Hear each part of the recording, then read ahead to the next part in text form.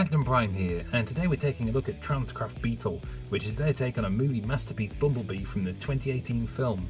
Before we do that though, as usual, I just want to give a big thanks and a big shout out to all my subscribers. Thanks for coming back and watching these, and if you're new to my channel, you're just dropping by, hi there, make sure to hit the subscribe button, and if you find the review useful, if you enjoy it, hit the like button as well.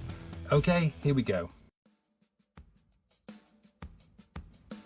So in terms of accessories, we get 4. We've got an arm cannon, which is brilliantly sculpted, nice weathered paint effect on the yellow, gunmetal grey here at the front, and then a silver paint finish at the top. It looks really premium actually, it's very nice.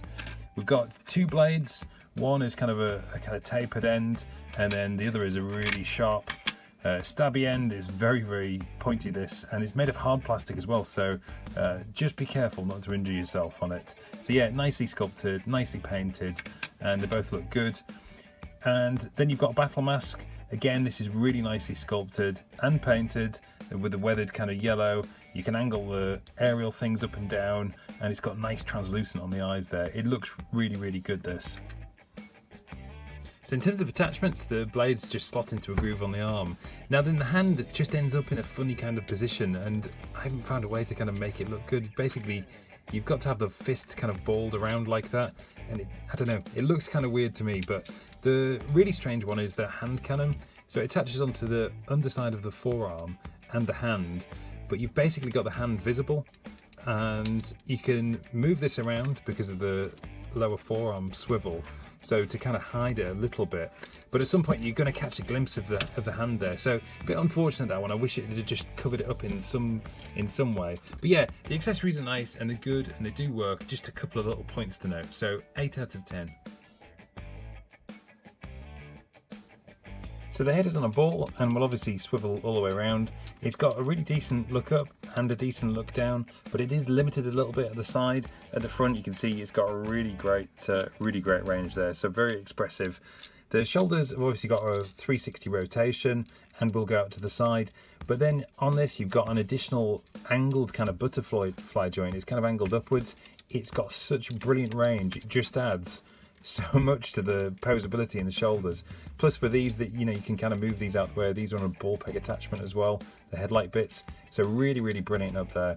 You've got an upper bicep swivel, but you've also got a forearm swivel. You've got the hand is on a ball peg here and then on a hinge, so it can kind of just move in many directions basically. The thumb is on a ball and it's got a hinge as well. And then for the fingers, these are all 3 fused together, but you've got 2 points, one on the knuckle and then one at the base as well. So really good stuff all in the arms and the shoulder. The waist has got a full 360 rotation all the way around, no ab crunch though. Down at the hips, these are on a universal and will extend all the way out to the front, all the way out to the back, and are kind of hindered on a side to side because of this kibble piece here, but you can twist this at the thigh swivel either forwards or backwards, and that will get you that range if you need it. For the knees, these are really good actually. I would recommend just lifting this kneecap a little bit before you do it, because you can see it's got an extending joint that kind of folds out there. So it's got a 90-degree bend, very good, and this is brilliant because it just keeps the sculpt, doesn't it, when you're bending the knee. Down at the feet, I'll just open these up actually to talk about these, because so kind of range wise you've got this hinge here which gets you your forward and backwards tilt, and then obviously you've got the ankle rocker because I've just used it to open the foot up. But what I would say is if the foot's closed, just be very careful if you're going to do the forward and backwards tilt, because some of the kibbly pieces in here do have a tendency to just catch on each other, and the last thing you want to do is kind of snap a piece off as you're moving the foot, so just be wary down there. Balance wise, he's obviously got huge chunky feet, so he's got great balance, but I will point out that these panel pieces here which clip in under the foot, they're just a little bit more pronounced than the rest of the foot, so he does have a tendency to just sort of rock back on this piece a little bit, and I've tried kind of squeezing that in further, but it doesn't seem to go any further, so it kind of is there. It's just something to note that he just rocks back on that heel a little bit. But yeah, overall the posability is just brilliant on this figure. There are a couple of little limitations, but they're so small and everything else is so expressive, so 9 out of 10. So the quality is really high on this figure. He's got superb paint job, head to toe. It's premium stuff and it's really, really well applied. You've got a really nice mixture between the weathered paint effects on the yellow, silver finish on the details. The face is really well painted. I mean, the eyes look very lifelike, to say that's just a blue paint and not a light up effect. On the sort of arms and down here on the legs, you've got a mixture between straight up sort of silver paint, but then a kind of oily kind of finish on some parts of it. It just gives a nice blend. It's almost like the exposed parts of the inside of a car engine kind of, you know, exploded out. It's really nicely done. One point to note, criticism, is the difference between the weathered yellow, but then you've got the smooth unweathered yellow from the alt mode, which is visible here on the side, a bit at the back, and then down here on the foot. It's an inconsistency. Now, in fairness, it's not something that your eye is drawn to because there is so much else to look at with the figure, but it is something you will notice if you pick it up and move it around. So, strange choice that one on their part, but it is an inconsistency to note. The build is really good. He's got a decent weight. He's not super hefty or anything like that, but he's got a good weight and a good balance to him. Joints are all good on mine. I know some people have mentioned that theirs are a bit stiff and they've had to put oil in and things. These are all kind of very smooth on mine, straight out the box. So there weren't any issues with this one.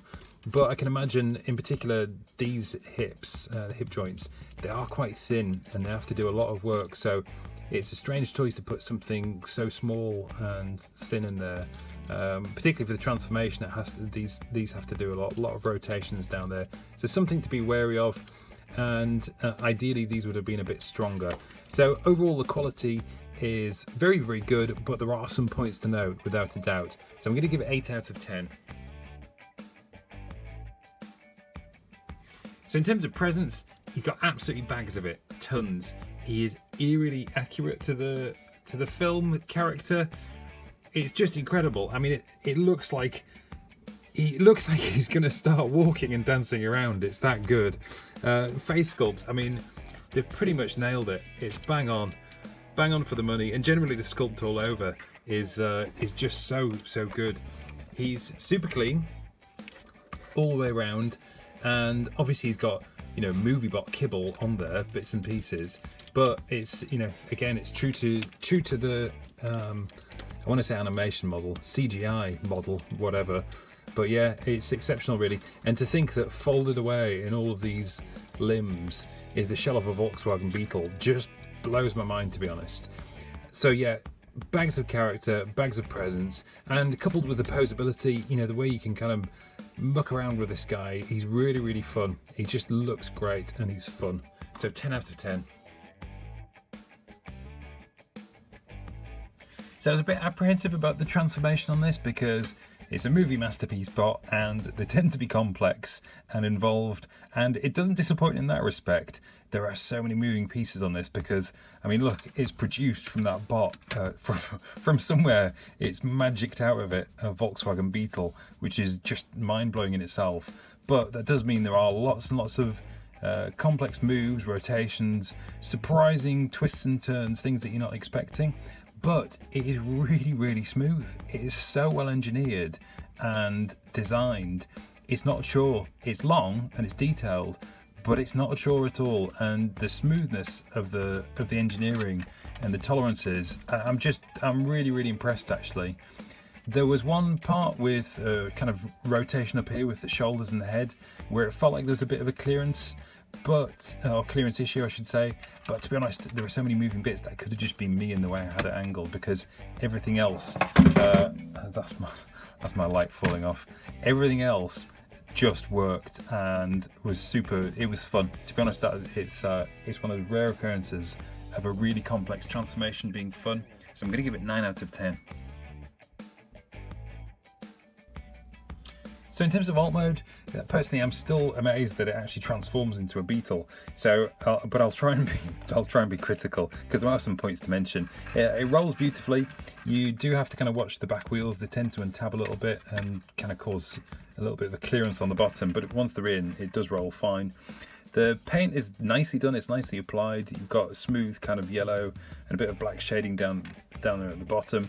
The wheels are nicely done. Headlights look good, as do the kind of details on the windscreen. I like that they've done the windscreen black because nobody wants to see all the gubbly robot bits through the windshield, so I kind of appreciate that.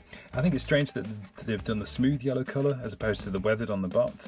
Personally, I prefer this look for the car, but it's kind of a bit inconsistent with the bot, so interesting choice there, you know, to kind of point out.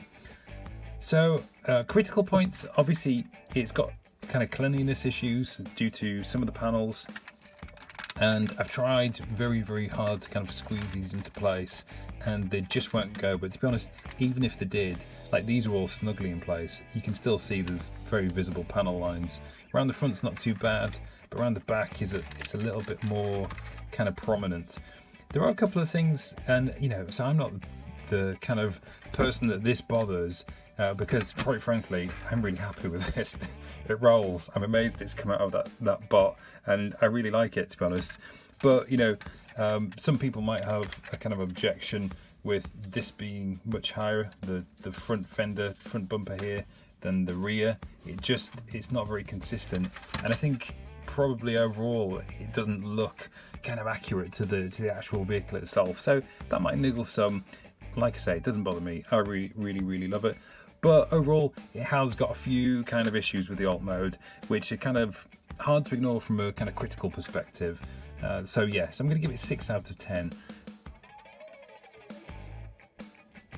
So there we have it. Adding it all together, he gets a final score of 8.3 out of 10.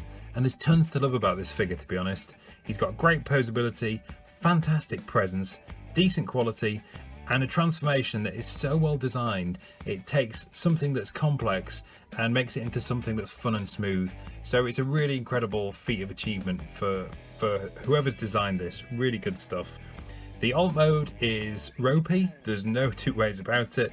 It's not particularly great, but to be honest, I think it's a miracle that it has an alt mode. That it produces one from such a screen accurate figure, I think is incredible. So you can kind of be a bit forgiving for that. And in general, I've knocked a few points off here and there, a few critical points that I think are valid, but overall I think it's a fantastic figure. It's really fun and just really enjoyable. So yeah, hope you've enjoyed the review. Thanks for watching, take care, and bye for now.